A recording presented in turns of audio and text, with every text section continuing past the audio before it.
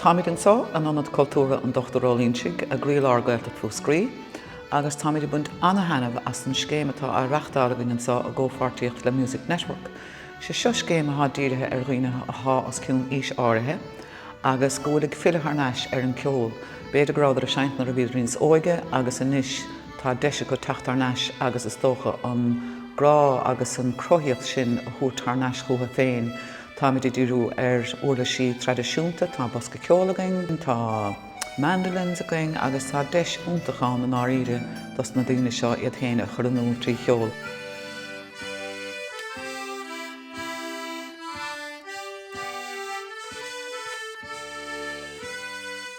Dyna tris Filleadh ar an bosca ceol agus deis úntach dhéanamh mar bhí bána go márais ach níorbh seans gom teacht céile le daoine eile.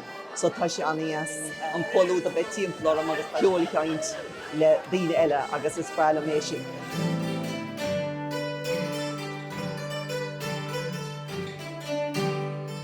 Nuair a chola marall an scéim seo a gur seanóirí ar daoine ar scór, dúirt go dógann suasa mar dágus an job tasach na bliana, agus dúirt goach se go maith gur an meabhar sláint agus a gur an eigine ach tá sé chótainmhach. Agus gin dean suntána muintir chun bheith stáitse. Ach deíonn sé is go deistíon mthe sun go mé míos na stáitse chomábart. Be mín go héalach, nuair bhí míad an grúpa le chéile bhíonn se go maith.